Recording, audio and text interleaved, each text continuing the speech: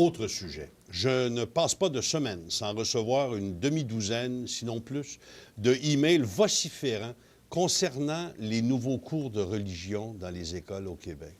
Comme quoi ça nous prépare des lendemains qui braillent, comme quoi ça met en veilleuse l'identité que les Québécois ont par rapport à eux-mêmes pour avoir l'air accueillant. En fait, c'est tout le débat de la commission sur les accommodements raisonnables qui a l'air de nous revenir dans la face encore une fois parce qu'on n'a rien réglé la dernière fois.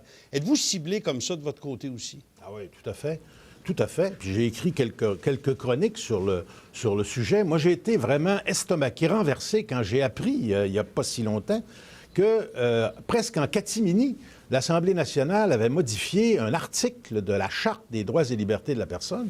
C'est pas un texte anodin, hein, la Charte des droits et libertés. Il avait modifié un article, l'article 41 en particulier, pour faire en sorte que ce qui existait auparavant, c'est-à-dire le choix que les parents avaient entre un enseignement religieux pour les enfants ou un enseignement moral, soit aboli. Cet article-là a tombé, ce qui a permis, ce qui a donné après ça des assises juridiques à l'imposition du cours éthique et culture religieuse. J'étais vraiment renversé. Comment se fait-il que les députés, vite comme ça, là, sans vote nominal, par consensus, très rapidement, ont modifié un article majeur de la Charte des droits et libertés de la personne. J'en reviens pas.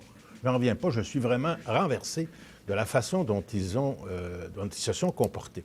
Parce que là, on se retrouve maintenant avec une espèce de, j'appellerais ça une bouillabaisse multireligieuse qu'on va ingurgiter à nos enfants de la maternelle ou de la première année jusqu'à la fin du secondaire, pendant 11 ans. On va les endoctriner, là. Et ça, c'est une recette, là, une bouillabaisse qui comporte 6 religions. Vous imaginez, là, moi, j'ai des petits-enfants, là, qui vont... J'en ai un, là, qui va rentrer en première année, là. Il va à 6 ans. On va lui ingurgiter une espèce de ratatouille de 6 religions. Tout est pareil, tout est équivalent. Relativisant largement les racines judéo-chrétiennes du Québec. Moi, je trouve ça aberrant. Et ça fait partie, à mon avis, d'un processus d'érosion identitaire au Québec.